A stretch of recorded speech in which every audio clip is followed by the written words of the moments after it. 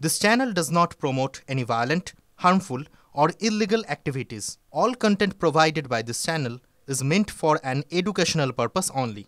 Cancer Healer Center, a new beginning.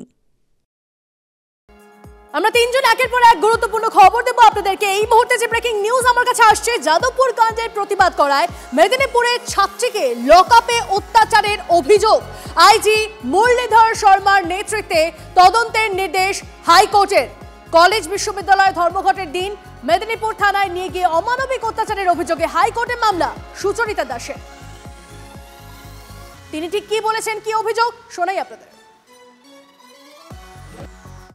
যেখানে CCTV নেই, এই রকম কয়েকটা রুম আছে, ওই রুমগুলোর মধ্যে আমাকে নিয়ে যাওয়া হয়, একবার করে মারা হয়, আবার হাজতে নিয়ে এসে রাখা হয়। ওখানে মারার সময় অ্যারেস্ট না করেই আমি যখন তাদেরকে প্রশ্ন করি যে এভাবে আপনারা তুলে এনে আপনাদের কি কোনো রাইট আছে আমাদের এভাবে আপনারা আমাদের ওপর অত্যাচার করছেন, তখন তিনি বলেন যে তোরা অনেক শিখে গেছিস, তোরা শিক্ষিত, আর হচ্ছে আমাদেরকে ওইসব রাইট ফাইট শিখাতে আসিস না। তারপরেও যখন আমি কোশ্চেন করি, ওখানকার লেডি কনস্টেবলরা বলছেন, তারপরেও যখন আমি কোশ্চেন করি যে আপনারা পরীক্ষা দিয়ে চাকরি পেয়েছেন তো, তখন ওনারা বলেন যে না, আমরা পরীক্ষা দিয়ে চাকরি পাইনি, আমরা তোর মতো গিয়েছিলাম, চাকরি পেয়েছি। এই ধরনের কুরুচিকর মন্তব্য, যেটা আমি নিজে ছাত্র হিসেবে আমার বলতে মানে প্রচণ্ড বাজছে। এবার এই রকম সব ঘটনা, আমাকে থাপ্পড় কিল ঘুষি আমার এখানে কেটে দেওয়া হয়েছে, আমার এইখানে কালশিটে পড়ে গেছে, আমার ঘাড়ে হাতে পায়ে সমস্ত জায়গাতে লেগেছে। ঠিক এই অভিযোগ সামনে এসেছে, যে অভিযোগ আপনাদেরকে শোনালাম, এবং এই অভিযোগের পরেই হয়েছে মামলা। কথা বলবো আমাদের প্রতিনিধি শ্রাবন্তী আমাদের সঙ্গে রয়েছেন সরাসরি। শ্রাবন্তী, হাইকোর্টের এই বিষয়ে কি অবজারভেশন?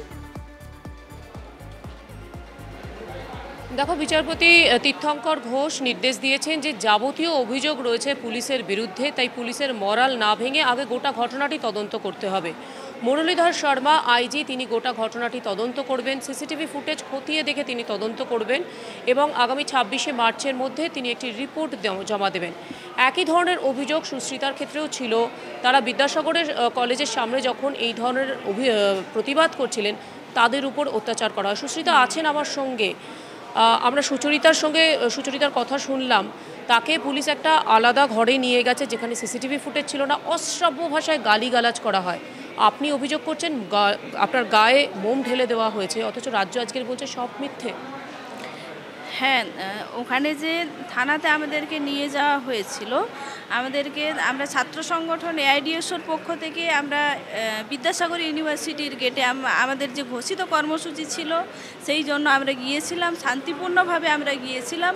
কিন্তু সেখানে আমাদেরকে পুলিশ জোরপূর্বক টেনে হিচড়ে মানে আমাদেরকে তুলে নিয়ে যায় এবং থানাতে নিয়ে গিয়ে, মহিলা থানায় আমাদের চারজন ছাত্রীকর্মী আমরা ছিলাম, সেখানে নিয়ে গিয়ে সিসিটিভির আওতার বাইরে সেখানে আমাদেরকে নিয়ে গিয়ে বর্বরভাবে আক্রমণ করে এবং আমাদেরকেও সেখানে মানে অশ্লীল ভাষায় গালিগালাজ করে, যেটা মানে যে শব্দগুলো কোথায় ঢালা হলো, হাতে আমাকে ঢেলে দেয়।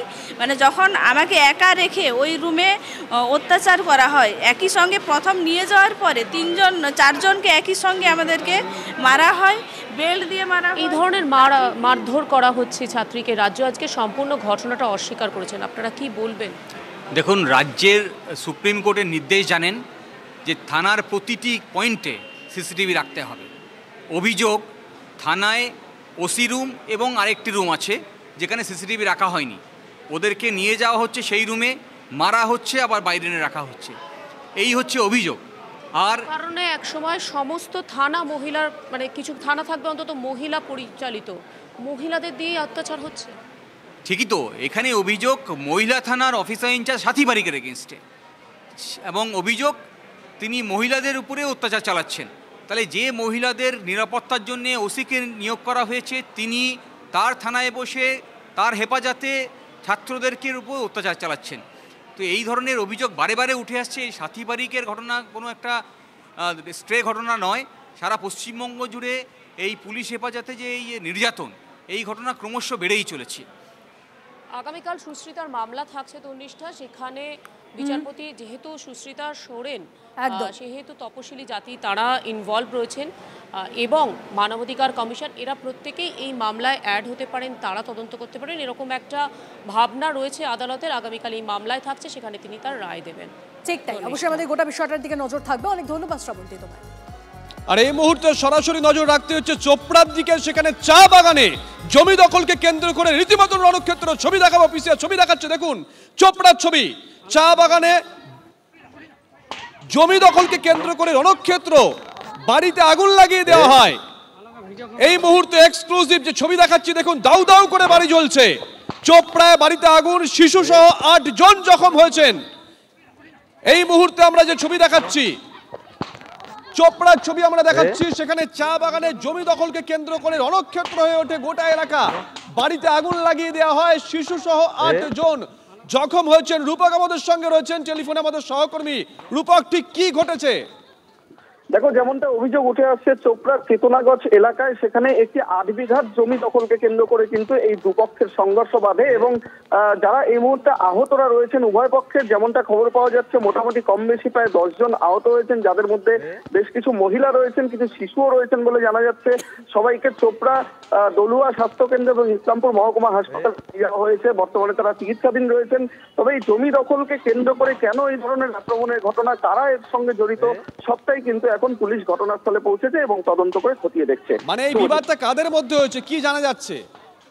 দেখো, স্থানীয় গ্রামবাসীরা যেমনটা বলছেন আর কি, যারা অভিযোগকারী তারা বলছেন যে তাদের সঙ্গে দীর্ঘদিন ধরে এই 8 বিঘা জমি নিয়ে কিন্তু গন্ডগোল ছিল অপরপক্ষের, এবং বিপরীত পক্ষে যাদের বিরুদ্ধে অভিযোগ তাদের কিন্তু কোনো প্রতিক্রিয়া এখনো পর্যন্ত পাওয়া যায়নি। তবে দুই পক্ষেই কিন্তু বেশ কিছু জন আহত রয়েছেন, তাদের এই মুহূর্তে চিকিৎসা চলছে এবং পুলিশ ঘটনা খতিয়ে দেখছে। মানে এর নেপথ্যে কি কোনো রাজনৈতিক রয়েছে, অভিসন্ধি রয়েছে, নাকি এটা পাড়াগত কোনো বিবাদ? দেখো, রাজনৈতিক কোনো অভিসন্ধি রয়েছে কিনা এখনো বিষয়টা স্পষ্ট নয়। তবে স্থানীয় বাসিন্দাদের সূত্রে যেমনটা জানা যাচ্ছে, কিন্তু এর পেছনে শাসক দলের দুই গোষ্ঠীর কোনো সংঘর্ষ বা জমি দখলকে কেন্দ্র করে কোনো সম্পর্ক, এই ধরনের ঘটনা কিন্তু প্রেক্ষিত থাকতে পারে, এমনটাই কিন্তু মনে করছেন স্থানীয় বাসিন্দারা। ভয়ঙ্কর ছবি, এ তো কার্যত মানে বলা যেতে পারে বক্তুয়ের কপি পেস্ট। তাই দেখো, যে এই ধরনের ঘটনা, কারোর বাড়িতে আগুন ধরিয়ে দেওয়া বা সামনে খড়ের গাদায় আগুন ধরিয়ে দেওয়া, এটা কোনো নতুন ঘটনা যেমন একদিকে নয়, তেমনি চোপড়ায় লাগাতার কিন্তু এই ধরনের সংঘর্ষের ঘটনা, অর্থাৎ দুপক্ষের সংঘর্ষের ঘটনা কিন্তু প্রায়শই ঘটছে এবং তাতে জীবনহানির ঘটনা কিন্তু প্রায়শই ঘটছে। এই ঘটনায় মহিলারা আক্রান্ত হচ্ছেন, শিশুরা আক্রান্ত হচ্ছেন, কেউ এর থেকে ছাড় পাচ্ছেন না। সুতরাং এই ঘটনায় যে রীতিমতো একটা দুই পক্ষের বিবাদ এবং সংঘর্ষ যে ক্রমেই আরো জোরালো হচ্ছে, তা কিন্তু মোটামুটি স্পষ্ট হচ্ছে। এই চিত্রই তা স্পষ্ট করছে। রূপক, নজর থাকবে, নজর রাখো। এই মুহূর্তে আরো একটা বড় খবরে নজর রাখবো। পানিহাটি পুরসভার চেয়ারম্যানকে পদত্যাগের নির্দেশ দিলেন কে? রাজ্যের পুরমন্ত্রী ফেরহাদ হাকিম। কি অভিযোগ পানিহাটি পুরসভার চেয়ারম্যানের বিরুদ্ধে? পানিহাটি পুরসভা চেয়ারম্যানের বিরুদ্ধে খেলার মাঠ দখল করে প্রমোটিং করার অভিযোগ। এই মুহূর্তে আমাদের দুই প্রতিনিধি আমাদের সঙ্গে রয়েছেন, অনন্ত আমাদের সঙ্গে রয়েছেন, সায়ন্তও আমাদের সঙ্গে রয়েছেন। আমি শুরুতেই অনন্তর কাছে যাই, কারণ অনন্তর সঙ্গে এই মুহূর্তে পানিহাটি পুরসভার চেয়ারম্যান মলয় রায় তিনি রয়েছেন। আমি সরাসরি মলয়বাবুর কাছে জানতে চাইব, অনন্ত, কেন তাকে পুরমন্ত্রী বললেন যে তাকে তার চেয়ার ছাড়তে হবে? তিনি কি জানেন তিনি কি দোষ করেছেন? কেন খোদ মুখ্যমন্ত্রী ক্ষুব্ধ? এটাই তিনি জানতে চেয়েছেন মুখ্যমন্ত্রীর কাছে, এবং তিনি নিজে একটা চিঠি লিখেছেন যে তার অপরাধটা কি, যে বিষয় নিয়ে, মাঠের বিষয় নিয়ে তার কাছে বলা হচ্ছে। মলয় রায় তিনি জানাচ্ছেন যে তার কাছে একটা ভুল ব্যাখ্যা পৌঁছচ্ছে, সেটাই তিনি ক্লিয়ার করতে চাইছেন, এবং এখনও তিনি সেই পদত্যাগপত্র জমা দেননি। তিনি যেটা বলছেন যে তিনি একটু জানতে চান তার অপরাধ কি। আমি একটু জেনে নিই মলয়বাবুর কাছ থেকে। দীর্ঘদিনের 60 দশকের রাজনীতি করছেন, এখানে আক্ষেপটা কি? আক্ষেপ কিছু নেই, কিন্তু বর্তমান অবস্থায় যে কথাটা এসছে বাজারে, যা দেখতে পেলাম খবরের কাগজে, আক্ষেপ সেখানেই যে এত বছরের মাঠ এখানে রয়েছে, আমরা খেলাধুলা করেছি, খেলাধুলা এখনও বাচ্চারা করছে, আমাদের ছেলেমেয়েরা খেলাধুলো করছে, এবং মাঠের খেলাধুলোর সব ব্যবস্থা আমরাই করে দিই। মাঠ বিক্রি হয়ে গেছে? মাঠ বিক্রির একটা কথা যারা বলছে একটা চক্রান্তকারী দল। কারা তারা? তাদের চিহ্নিত এখনো হয়নি, চিহ্নিত হবে এখন বলা যাচ্ছে না কারা দলের মধ্যে, তবে তারা চিহ্নিত হবে। আমি এখনই কিছু বলতে যাচ্ছি না, তারা চিহ্নিত হবে। অনন্ত আরেকটা জিনিস জানতে চাইবো, তাহলে তাকে ফাঁসাচ্ছে কে? তার বিরুদ্ধে মুখ্যমন্ত্রীর কাছে ভুল তথ্য দিচ্ছে কে? খবর ছড়িয়ে এই বিভ্রান্ত করা হলো। আমি কে এই ভুল তথ্য মুখ্যমন্ত্রীর কাছে দিচ্ছে সেটা দেখা যাবে। আমরা মুখ্যমন্ত্রীকে বলেছি, যেখান থেকে আপনার কাছে অভিযোগ গেছে তারা প্রমাণ করুক যে মাছ বিক্রি হয়েছে এবং ঘাস দুব্বা যা আছে আমরা খেয়ে ফেলেছি। আর যদি না হয়ে থাকে তাহলে প্রকৃত অপরাধী ধরা পড়ুক এবং কেন এই বিভ্রান্তমূলক ঘটনা ঘটালো। রেজিগনেশন দেবেন? সেটা মুখ্যমন্ত্রীর একটা রিকোয়েস্ট আছে, সেটা নিশ্চয়ই চিন্তা করতে হবে। দলীয় ব্যাপার তো। এখনই কি সই করেছেন রেজিগনেশনে? না না, এখনো সই হয়নি। কেন করেননি? আমি তো ছিলাম না, সকাল থেকে হাসপাতালে ছিলাম, এই হাসপাতাল থেকে ফিরলাম। তাহলে কি সই করবেন আজকে? আজকে কি রেজিগনেশন দেবেন? দেখছি আমার সাঙ্গপাঙ্গর সঙ্গে কথা বলেনি। আমার যারা ওয়েলউইশার আছে তাদের সঙ্গে কথাবার্তা বলে ডিসিশন নেব। কি ডিসিশন নেবেন দেখিনি, আমার ওয়েলউইশাররা কী বলে। সন্ধ্যে অবধি টাইম আছে, তো টাইম অনেক আছে, দেখে নিচ্ছি। সন্ধ্যার মধ্যে কি ডিসিশন নেবেন? দেখছি কি হবে তাহলে। মানে এটা হওয়ার হবে। দল তো আজকে সর্বোচ্চ নেত্রী সর্বোচ্চ। অনন্ত একটা প্রশ্ন করো না, অর্জুন সিং বলছেন নান্টু বাবু দুর্নীতি করেছে, আপনার ওপর কোপ পড়লো। তার উপর তো আর কিছু থাকে না। আমরাও চাই যে মুখ্যমন্ত্রীর কথা আমরা রাখি। অর্জুন সিং বলেছেন যে এটা নির্মল ঘোষ এই দুর্নীতি করেছে, আপনার উপরে কোপ পড়ল।